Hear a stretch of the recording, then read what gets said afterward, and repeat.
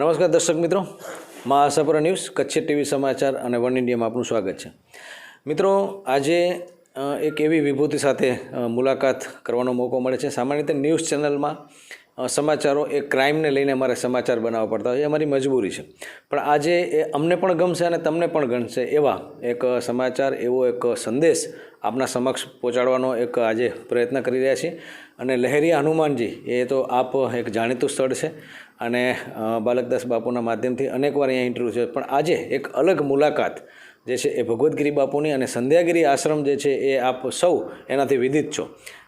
ખૂબ સારું ત્યાં શિક્ષણ કાર્ય અને ગાયોનું એક જે છે એ સેવાકીય કાર્ય થાય છે। પણ આ વખતે મુલાકાત બાપુની મારે લેવાની છે એક પદયાત્રાને લઈને, અને એ પણ કચ્છ, કાઠિયાવાડ અને સૌરાષ્ટ્ર, એક નારાયણ સરોવર અને કોટેશ્વરથી કરી અને જ્યોતિર્લિંગ સુધીની, એટલે કે સોમનાથ સુધીની આ પદયાત્રા। બાપુને હું હિન્દીમાં પ્રશ્નો કરીશ કે બાપુ એનો ઉદ્દેશ શું છે, કેટલા દિવસ યાત્રા ચાલશે, કેટલા લોકો જોડાયા છે અને કઈ કઈ રીતે આ યાત્રા જે છે એ આગળ જે છે प्रयाण करसे। बापू, सबसे पहले मेरे को ये बताइए कि ये यात्रा कब शुरू हुई और उसका उद्देश्य क्या था? उमाकांत महादेव चिदानंद गुणाकरौ परिपाहि सदा शंभो सकलात्मन महेश्वरौ गुरुर्ब्रह्म गुरुर्विष्णु गुरुर्देवो महेश्वरौ गुरुः साक्षात् परम ब्रह्म तस्मै श्री गुरुवे नमः। श्री गुरु महाराज की प्रेरणा से, परमात्मा की प्रेरणा से मेरी इच्छा हुई। मैं कई दिन से ऐसे मेरे मन में संकल्प चल रहा था, ये सब भगवान की इच्छा और भगवान की प्रेरणा ही होती है। तो मैंने अनेक पूरा करीब करीब भारत भ्रमण किया हुआ है मेरा। तो हर जगह से जहाँ जहाँ जाता था वहाँ से मैं जल इकट्ठा करता था। यहाँ पर 151 नदियों का, देव नदियों का जल है, स्वर्गारोहण से लेकर अफ्रीका की लाइन नदी से लेकर ब्रह्मपुत्र से लेकर सिंधु, सतलुज, रावी, गंगा, यमुना, सरस्वती, गोदावरी, सरयू, जितने भी रामगंगा, कोसी की जितनी भी नदियाँ, क्षिप्रा नदी, गोदावरी नदी, कावेरी नदी, इन सभी नदियों का 151 नदियों का जल है। 52 कुओं का जल है, जो कि आजकल कुआं दिखने को भी नहीं मिलते हैं। जैसे रामेश्वरम से कुएँ इकट्ठे हैं मंदिर के अंदर, वहाँ से लाया था। और 7 समुद्रों का जल है, 5 सरोवरों का जल है, मानसरोवर कैलाश से लेकर बिंदु सरोवर, पंपा सरोवर, नारायण सरोवर, पुष्कर में ब्रह्म सरोवर, ये सब जल मैंने इकट्ठा संकलन किया। फिर मन में विचार किया कि अब अपना संकल्प को पूर्ण करूं। ये तो अभी कोई इसमें विशेष संकल्प हमने लिया नहीं, मात्र मानव मात्र के कल्याण के लिए ये संकल्प है।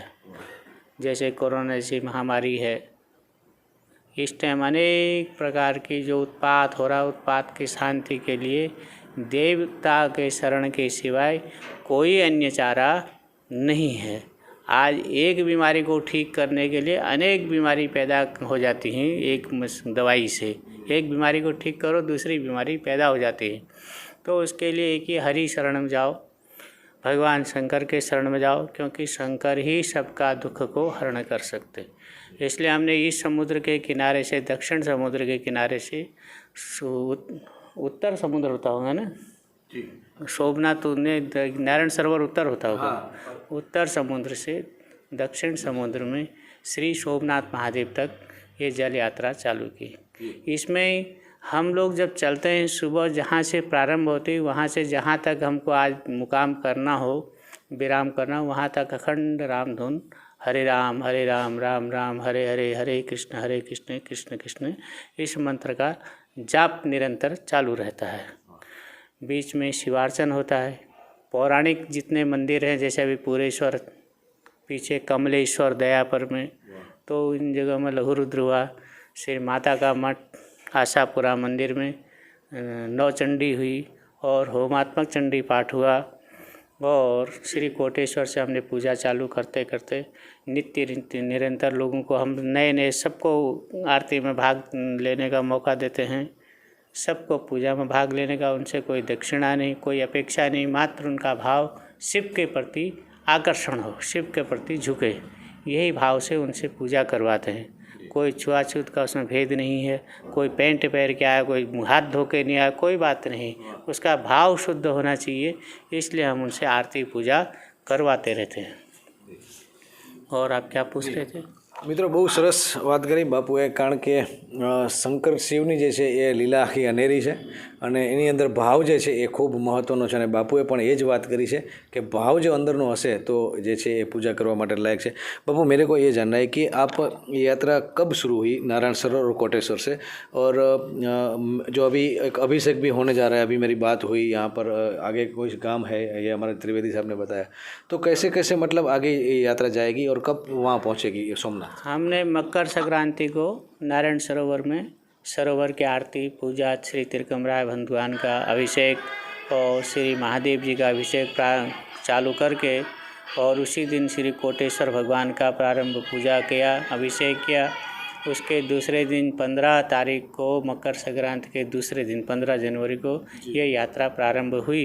हम रोज़ लगभग 15-1 किलोमीटर रोज़ चलते हैं, और जो भी गांव में शिवलिंग आते हैं, आज भी करीब 5-6 शिवलिंग आए रास्ता में, तो सबका जलाभिषेक और रुद्र सूक्त से बिल्वपत्र चढ़ा करके आगे प्रस्थान करते हैं। बाबू बीच में ये यात्रा के बीच में मेरे को अभी शिवलिंग की जो बात हुई और आज हनुमान जी महाराज के स्थान की, लेकिन मेरे को शिवलिंग के बारे में आज की जो युवा पीढ़ी है, हमारे यूथ है, उसको कहीं या तो पता नहीं है या तो कुछ मालूम, तो मेरे को भी ज्ञान होगा, हमारे दर्शक को भी, उसके लिए बात कीजिए कि ये जो सोमनाथ शिवलिंग है उसका क्या महत्व है? सोमनाथ शिवलिंग चंद्रलिंग है। चंद्रलिंग वो एक दिन बरस में ऐसा आता है जिस दिन वो चंद्र की और सोमनाथ के ध्वजा शिखर का एक लाइन पर होते हैं, वो चंद्रलिंग है। ऐसे ही चिदम्बरम में अग्निलिंग है। इसी प्रकार उज्जैन, वो पशुपति उज्जैन में जो है वो पृथ्वी लिंग है, ओंकारेश्वर। तो ये अनेक प्रकार के लिंग, ज्योतिर्लिंग है, 12 ज्योतिर्लिंग है। अनेक जगह में आत्मलिंग हैं, अनेक जगह में स्वयंभू लिंग हैं। भगवान शंकर की 2 प्रकार की पूजा की जाती है, एक साकार में, एक निराकार में। निराकार में लिंग रूप में पूजा भगवान का प्रादुर्भूत हुआ है अग्निलिंग में, और साकार में भगवान की मूर्ति का, जहाँ मूर्ति रखी रहती है वहाँ साकार भगवान की पूजा होती है। भगवान शंकर की 2 प्रकार की पूजा होती है, साकार और निराकार। बापू अभी जो आपने बताया 2020 खूब अराजकता, लोग जो है खूब मतलब परेशान हुए, 21 में सब अच्छा हो जाएगा, लेकिन 21 में भी वही अराजकता है, तो क्या सुख का जो है ये पृथ्वी को कैसे हम शांत कर सकते हैं, कैसे हम जो है सुख, अभी जो महाराज साहब जो कथा बोल रहे थे कि काशी जो है, तो हमारे ऐसे कई स्थान हैं, तो क्या महासत्ता के लिए हमारा ये भारत का फिर से एक उभरना शुरू हुआ है? क्योंकि जो शांति की जो खोज है वो भारत में अभी मिल रही है। अमेरिका और सब जो बड़े बड़े देश विज्ञान टॉर्च पर है, फिर भी दुखी है, बहुत डेथ, बहुत मृत्यु वहाँ पर हुई है, तो हम वहाँ उसमें से बच गए, तो क्या उसके बारे में कहेंगे? मानव द्वारा जो भी आविष्कार है उसमें विनाश तो होना ही होना है। मानव मात्र में मात्र भगवान का शरण में जाए और भगवान की पूजा करे, और सर्वे भवन्तु सुखिनो इस मंत्र का ही उच्चारण अंतिम में विराम करे। तो क्योंकि सबका सुख हम चाहेंगे तो ही हम अपना सुख पाएंगे। जब मैं पड़ोसी का यदि दुखी चाहूँगा तो कभी अपना सुखी नहीं हो सकता हूँ। इसलिए ये आपदा काल तो आजकल अधिक आधुनिक विज्ञान के खोज हो रही, लेकिन उस विज्ञान के पीछे पीछे पर्यावरण का, इस पृथ्वी का भी ध्यान देना पड़ेगा। आप ये क्या कहते हैं, पवन चक्की तो लगाओ, बहुत अच्छी बात है, जहाँ उनको लगना चाहिए वहाँ लगना चाहिए, और गांव में लग गए अमुक जगह पर, कितने वहाँ पर कितना अशांति फैल रही है। उसके हवाई जहाज जैसी तो आवाज़ आती है, रात भर नींद नहीं आती, वो कितना बड़ा वहाँ पर वो वाइब्रेशन पैदा कर रहा है। लेकिन आविष्कार भी करो तो वही करो जो मानव के शांति चाहते हो, मानव के कल्याण के लिए आप कोई आविष्कार कर रहे हैं तो उस आविष्कार को उस ढंग से करो जो मानवों को शांति मिले। ये नहीं कि बनाने से फिर उत्पाती मचते रहे उससे, तो वो तो अच्छी बात नहीं है। दौड़ अंधी नहीं होनी चाहिए। नहीं, ऐसी नहीं होनी चाहिए। बहुत सरस बात मित्रों। અને વિજ્ઞાન જે છે એ એનાથી સુખ સંપત્તિ મળશે, પણ શાંતિ જે છે એ કદાચ નહીં મળે, અને એની વાસ્તવિકતા અત્યારે છે લોકો પાસે ખૂબ આધુનિક સાધનો છે પણ શાંતિ નથી, નજીક હોવા છતાં પણ દૂર છે. બહુ સરસ બાપુએ વાત કરી. હું વિરામ તરફ જઈશ અને એટલી જ વસ્તુ છે કે બીજાનું અહિત ન કરવું એ આપણી ભારતીય સંસ્કૃતિ છે, હિન્દુ સંસ્કૃતિ છે. અને જે લોકો બીજાનું અહિત કરે છે એ ક્યારે પણ તો પરોક્ષ રીતે હું બાપુને એ પૂછીશ કે બાપુ हमारी जो संस्कृति है कभी दूसरों को दुख देना नहीं चाहती है, अहिंसा में मानती है, तो क्या हम फिर से वो जो हमारे सुवर्ण युग में हम आ सकते हैं कि पूरा विश्व जो है फिर से हमारे यहाँ पर आ सकता है? क्योंकि हमने किसी का बुरा नहीं चाहा है, कभी किसी के ऊपर अटैक नहीं किया, आतंकवाद नहीं किया है, किसी को नुकसान नहीं किया है, तो क्या फिर से महासत्ता की तरफ हम भारत हमारा जाएगा? हमारा देश तो पहले से ही महासत्ता है। आप लोगों को कुछ भ्रम हो रहा है कि महासत्ता नहीं है, क्योंकि यहाँ पर जो ज्ञान ध्यान है वो कहीं दूसरी जगह है नहीं। शांति यदि है तो महासत्ता, यदि शांति नहीं है तो सत्ता किस बात की है? सत्ता कोई काम की नहीं है जब शांति नहीं है तो। बहुत सरस. હું વિરામ अंतिम प्रश्न पूछूं अभी क्योंकि बहुत समय हुआ है.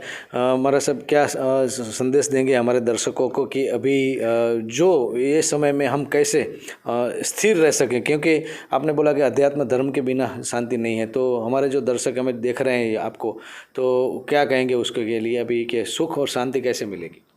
परोपकाराय पुण्याय पापाय परपीडनम। परोपकार करो, अपना तो भला करो, लेकिन अपना पड़ोसी, अपना से जो परेशान हैं उनका भी थोड़ी तरफ दृष्टि रखो कि सबका भला हो। पेड़ पौधे पानी की रक्षा करो, पेड़ पौधों की रक्षा करो। जब तक पेड़ पौधों की रक्षा नहीं करोगे, आज जंगलों में आग लगाया जा रहा है, कितने भयंकर, कितने जीव जंतु नष्ट हो रहे हैं। देखा कभी हिमालय में आग लग रही तो कभी कहीं लग रही, कभी कहीं लग रही, उसका कोई आग नहीं लगावे, आग नहीं लगे, ऐसा एक वातावरण अपने को पैदा करना पड़ेगा. આજ જીવનમાં વસંત લાવે એ જ સંત અને બાપુની એ જ પીડા છે અને એ જ સંદેશ છે, એ જ દુઃખ છે અને એ જ જે છે એ મેસેજ છે કે બસ આપણે પ્રકૃતિને નુકસાન ન કરીએ, પશુ પક્ષીને નુકસાન ન કરીએ, વિજ્ઞાન તરફ જઈએ પણ એ વિજ્ઞાન આપણા પશુ પક્ષીને જો આનું કરતું હોય, આપણા વન્ય જીવોને નુકસાન કરતું હોય તો એ કોઈ પણ કામનું નથી. બસ આટલો સંદેશ અને એ યાત્રા અવિરત આગળ ચાલશે અને અમે પ્રયાસ કરશું કે કચ્છના છેવાડા મતલબ જે પ્રવેશ દ્વારથી સામખિયારી સુધી સમયાંતરે અમારા રિપોર્ટરના નંબર આપેલા છે, તો એ રિપોર્ટ તમને મળશે અને એનો કવરેજ કરવાનો અમે પ્રયત્ન કરશું. કેમેરામેન કિરણ ગોરી સાથે હું જયમલસિંહ જાડેજા, મહાસાપરા ન્યૂઝ, લહેરિયા ટેકરી, કુકમા, કચ્છ.